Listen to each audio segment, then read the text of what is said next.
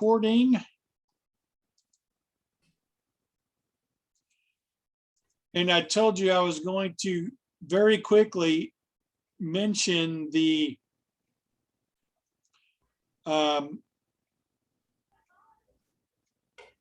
some of the criticisms about affirmative action. This is the last topic in chapter 5. Affirmative action was a series of government-sponsored programs starting in the 70s to basically equal out the economic and educational opportunities of all Americans, but especially to try to bring minorities up that have traditionally been below the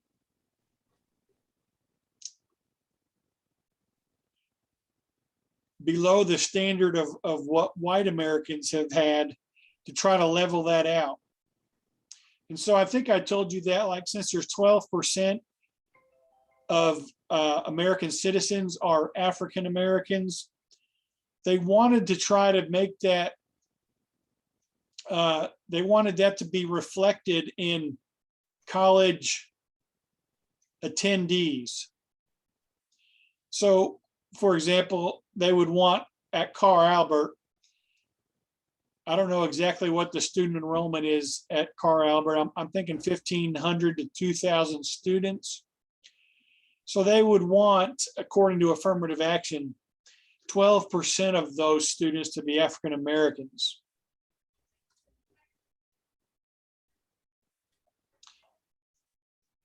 They also wanted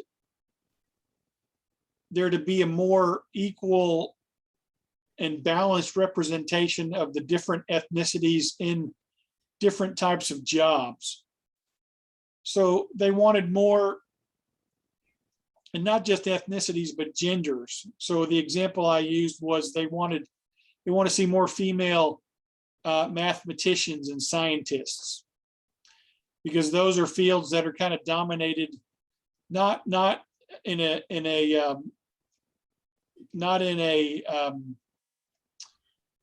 conspiratorial way by men. It's just more men tend to apply for math and science.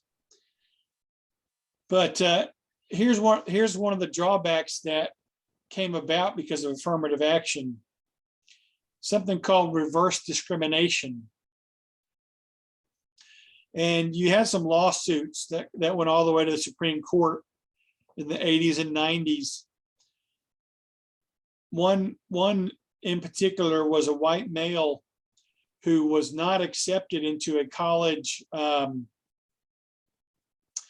forget what school it was. Like, I can't remember if it was the School of Engineering or a school of, maybe he wanted to be a lawyer. I think it was a law school. He was a highly qualified young man. He was Caucasian. His test scores and his grades and his other accomplishments were well above many of them who were accepted. But because they were, let's say they received 100, let's say they admitted 100 students each year to be a lawyer or into law school. And so 12 of them would have to be African American. And so many would have to be Native American, and so many would have to be Hispanic. And so I think white Americans make up about 70%. So they would have taken 70 white students, and he was left out, even though he was qualified than so many of the students in all ethnicities. So he sued about that, sued and said it was reverse discrimination, which I do believe he won. But then there have since been some other cases that have gone in favor of the minority groups. I can share with you a personal example from my own family. of a younger brother who, when he graduated, wanted to become a pharmacist. And so the big pharmacy school in Oklahoma is Southwestern University in Weatherford. My brother made a 32 on his ACT, which we're talking about the 90s. So it's really good for then and really good for now. But because he was a white male, he did not get a full ride. As a white male, he had to have made a 34. But the requirement for minority groups for the ACT, a 32 would have been just fine. So now he didn't sue or anything, and he's not even a pharmacist now, but he's a teacher like your beloved professor, your instructor here. But that was a case of reverse discrimination. Moving on to chapter 6 and public opinion.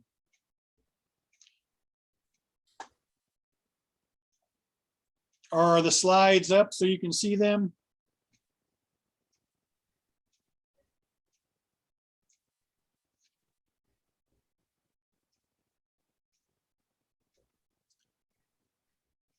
Anybody? Okay. Yeah, we can see them. All right, public opinion. Why would we talk about it in politics? Is it important? Well, in a democratic system, it is highly important.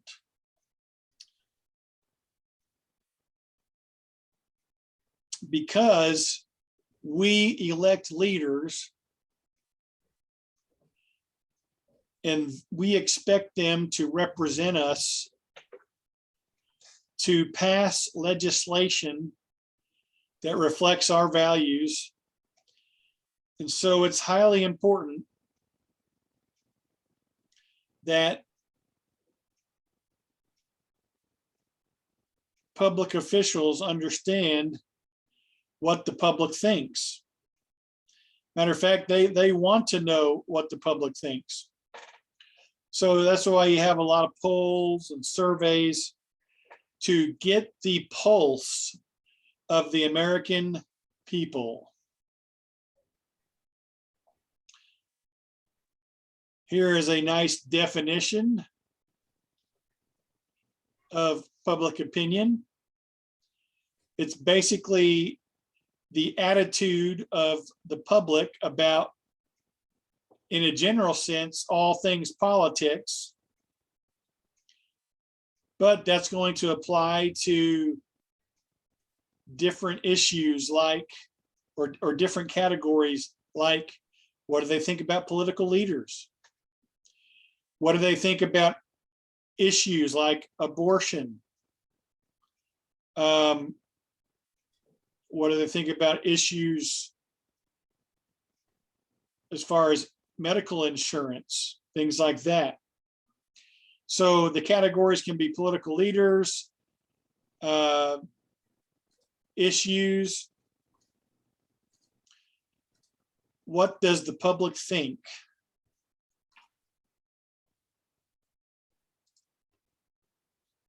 Public opinion is the aggregate, that is the total or the composite of individual attitudes and beliefs that are shared by some portion of the voting public. There can be different kinds of opinions, like there can be a consensus opinion in which there is a general agreement among all citizens. For example, I believe it's safe to say that the consensus opinion in America was that we get out of Afghanistan.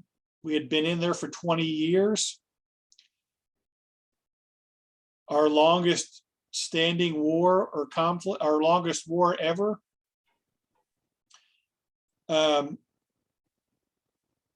the consensus, which the general agreement among American citizens was, let's get out of there. You can have divided opinion. We see that with many issues in America today. Abortion is a divisive issue. That opinion is divided upon.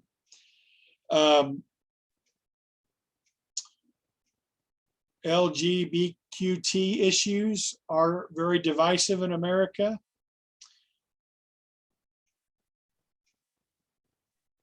The Second Amendment and gun control is divisive. So you can have divisive opinions. And we do have that.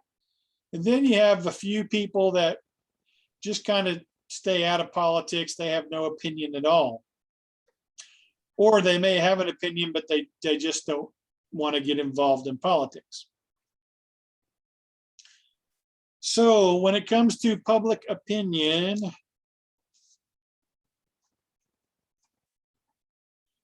that is people's attitudes about their leaders and their events, the issues, and even the institutions like Congress and the Supreme Court. How do Americans come to these opinions? And that's what we're going to turn to now. And we want to talk about the political culture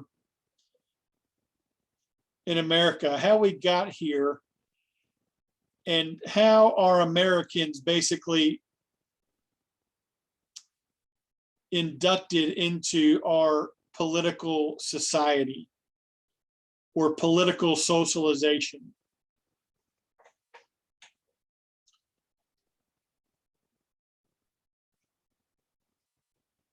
This is important because our political institutions like the presidency, Congress, the Supreme Court,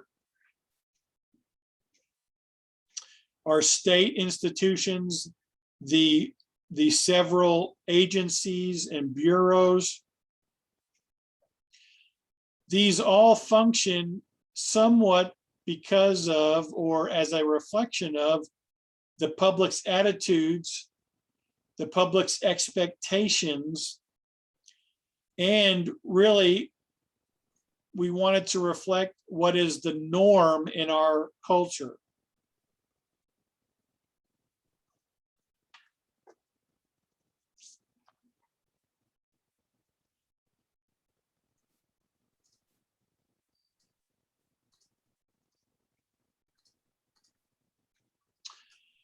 Okay, so before we start looking at three, I can't remember the word now, three frames of reference that Americans have when it comes to forming their political opinions, we want to remember, first of all, that all Americans share certain values when it comes to politics. We have basic political values that we cherish as Americans. Liberty, that is, we have freedom to believe how we want to believe. We have freedom of speech, right? All those 5 things in the First Amendment. We have freedoms we're free to choose our occupation. We're free to choose our spouse. We have all these freedoms as long as we don't physically hurt other people or cause physical harm. We believe in equality, especially political equality, that everyone should be able to vote. That is, people who are at the voting age, but also that everybody should have equality of opportunity, right? Everybody should be able to have the opportunity to go as far as they can go with their talents, their abilities. We believe in democracy. that we have leaders who we pick and they are accountable to us. And we give them consent to be the governing leaders. And if they do not govern as we want, we can remove them. Let me share with you a very relevant contemporary example, just in case you haven't been keeping up with it. The voters in California just voted yesterday whether or not they wanted to recall their governor, Gavin Newsom, and replace him with a new governor. This is a recall vote. This is where they're voting not during an election time, but several people were fed up with him. And so they got a petition signed for a recall vote. So this is an example of those that are governed being held accountable by the governed, those that govern being held accountable by those that they govern.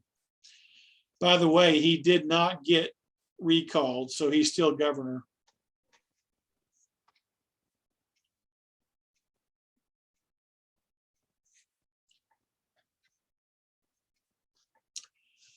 And then there's a couple of other values that we have, like civic duty. We believe citizens should take their citizenship seriously. And then individual responsibility. Individuals who have freedom are responsible for their actions.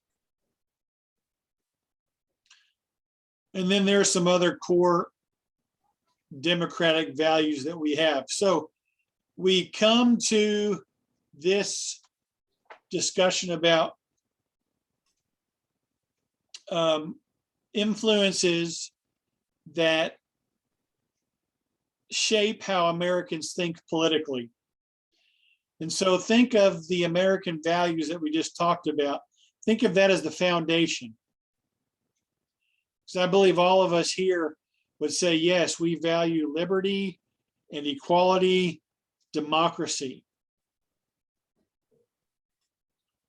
So we all share these basic American values. So that's the foundation. And so then we build on that foundation with what I'm calling here these three frames of reference. So you'll want to take note of these. You will not find this way to outline these things in your chapter. So take note of them and remember that these will be in lecture 7 slides. So 3 frames of reference that Americans use to think politically. Number 1 is political ideology. When we talk about ideology, we're talking about a way of looking at the world, a philosophy, a worldview. And all people that engage in politics or the political machine, even if you're just on the lowest level, such as voting, you come to it with a way that you view the world politically, an ideology or a worldview. Now, in your textbook, starting on page bottom of page 185, you have several ideologies that are listed. The first one is called liberalism. Now, your textbook points out, you see these two right here? on the left, there are two strands of liberalism. There's classical liberalism, which today we would say this is more like libertarianism. And then there's modern liberalism, which is what we see today.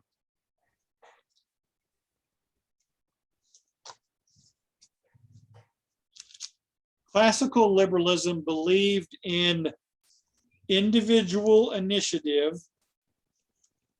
individuality, and individuals' abilities to provide for themselves, protect themselves, and we don't need government to provide for us or protect us individually. We do, they do believe in the government protecting society from criminals, but on the individual basis, we don't need the government to protect us. We can protect ourselves. So classical liberalism, individual initiative, but also there was a suspicion of government involvement in people's lives. You can see here, let me make this a little bigger.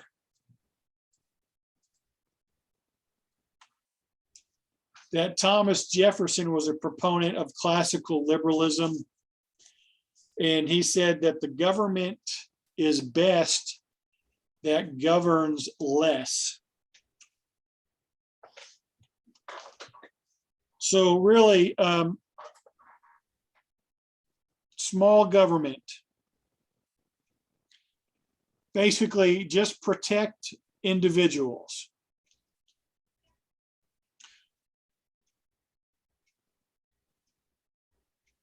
Protect us physically, protect us in our ability to make money, and to live as free individuals. And again, this is closer to libertarianism today. Today we have modern, or as your textbook calls it, social liberalism. And we might also call them progressives. And social liberals or progressives believe that government action is needed to preserve individual liberty and to promote equality. So in order to protect individual liberty and to also promote equality, and of course we would say equality of opportunity, we're seeing a drift of more progressives wanting there to be equality in economics. So they believe the government should step into the marketplace to guarantee the freedom to live at an adequate living level. There is some merit to this. And we have seen in our nation's history, government doing things that were clearly unfair. For example, people used to work 12 and 14-hour days, and they were paid very, very low wages. And many of them had to work 7 days a week. There was no day off. And they had to work in sometimes very poor, dirty conditions. And so they were really not able to save money and improve their lot in life. And the big business owners at that time were getting rich. And so there was a big, big gap between the rich and the poor, with hardly no middle class. Well, starting with Teddy Roosevelt, especially, government started to step in and regulate businesses. Some of the things that have been put into place are minimum wage, a 40-hour week, which usually used to be an 8-hour day for 5 days a week. You get 2 days off. Businesses had to provide healthy, clean working places, and also offer some benefits like insurance, bonuses, things of that nature, give raises. So this is a case where the government has stepped in to the marketplace to help people have, to lift many people up financially. And so today we still have the rich and we still have the poor, but now we have a big, big middle class. And so progressive liberals today, modern liberals, are still wanting to tweak the marketplace so that more Americans are able to raise themselves up financially, and there be more equality on that level.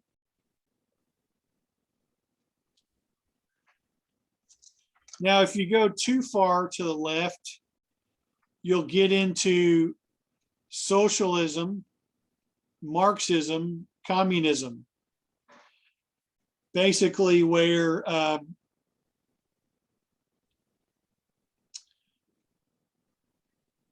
the government is taking more money from those that have it and giving it to those who don't have it. Whether you do it in welfare programs, through taxation, or in communism, the government owns everything. There is no private ownership, and everybody gets what the government gives them. These are socialistic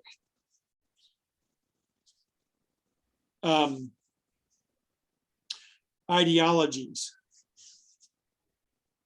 Who was the presidential candidate in 2020 and in 2016 who ran as a social democrat? Anybody remember?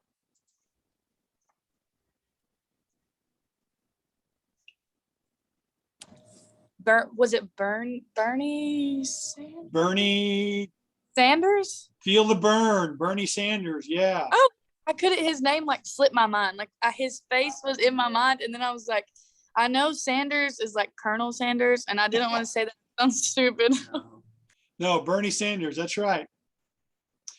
And he appealed to a lot of people in your generation, millennials. Another famous one is AOC, Alexandria Ocasio-Cortez. They want to make college free for everybody. And a couple of other things that our book mentions, but but they don't call themselves socialists, but they're social democrats. We would just say that they are to the farthest left of the liberalism ideology scale. Then you have conservatism. Conservatism basically says we don't want large governments. The bigger the government gets, the more problems there are. We want the government to stay out of issues and let the private sector take care of problems. That is businesses, farmers, people who have crafts. Let them take care of their issues on a private level. Let local communities resolve issues. Let religious organizations help people. This is what conservatives believe. Small government, entrepreneurship, finding solutions in the private sector, and having more faith in local control, and then letting people's conservatives believe that human beings have a natural tendency to be compassionate. So let those compassionate or religious impulses affect people. Conservatives would say, let people donate to charities that they want to donate to. Let people give to their religions to help people. Don't add more taxes from the government to give to welfare, but let people in their individual selves with compassionate hearts and morals help their fellow man. And in the same way, you have classical conservatism. This is conservatives who don't want to see hardly any change. Mr. Binks, Yeah, we have a student council meeting in a few minutes and we have to go get lunch and stuff. Is it okay if we leave early yeah. You can catch the Okay. rest on video on your whenever you need to. the thing?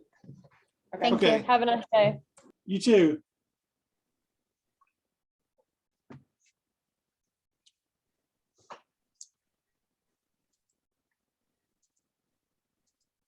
So classical conservatives keep things the way they are. We don't want to see a lot of change.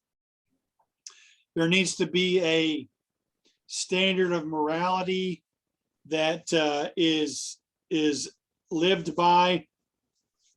These would be your people who would basically want to say, let's keep things like they were in the 1950s, right? Mayberry, Andy Griffith, Barney Fife. Let's just keep things that way. Your more modern conservatives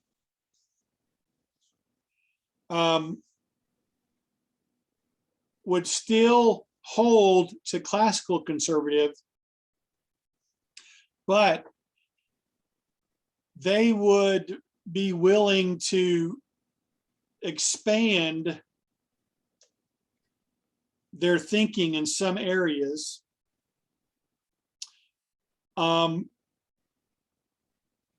They would understand that because our nation has grown, our population, we have more people, we have more religions now in the country. We have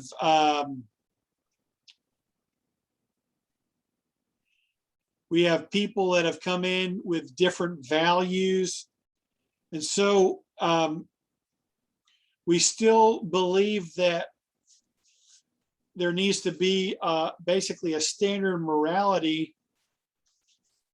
We still want to emphasize family values, but on the same hand, we need to be flexible in some areas. And so we might need government to grow in some areas because if we have more people and we have more issues, we have more problems, then the government of the 50s is not going to be able to address the issues of the 21st century. So, but still at their core, they're conservative. Keep government at a minimum and continue to make it possible for individuals to thrive. Keep the government out of the marketplace as much as possible. And we need a good, solid moral base in our country. All right, I mentioned libertarianism very quickly, or I mentioned it earlier very quickly on page 187. Libertarians are those who want small government.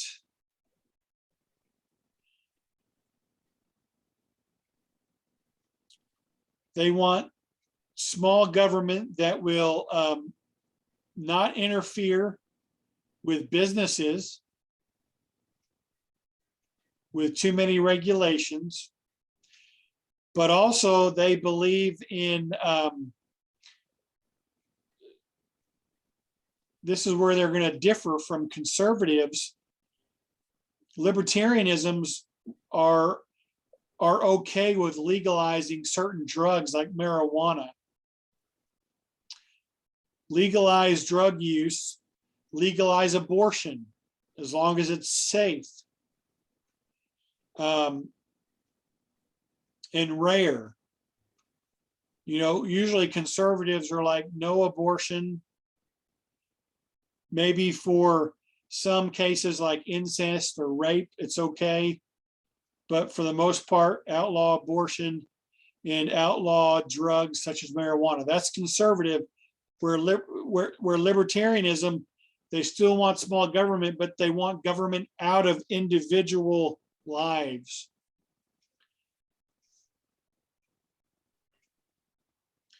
It's a woman's body, she can choose.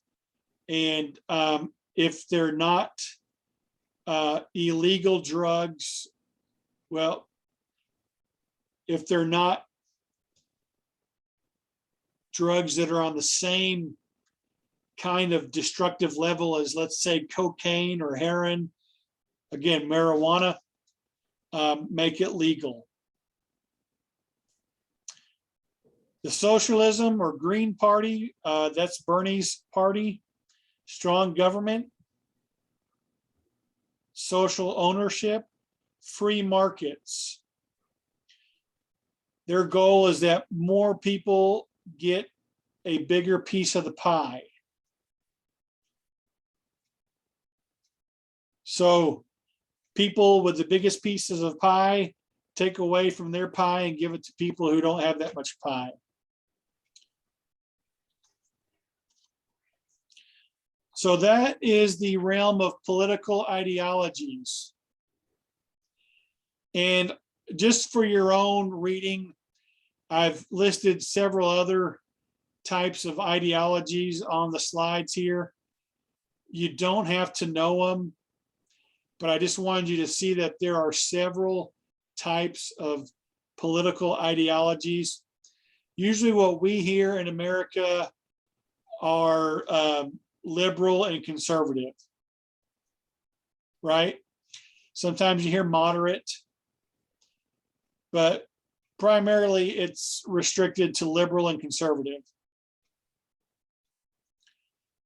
So I didn't get as far as I wanted to, but any questions on public opinion and the frame of reference that helps us become political beings called political ideologies? Nope.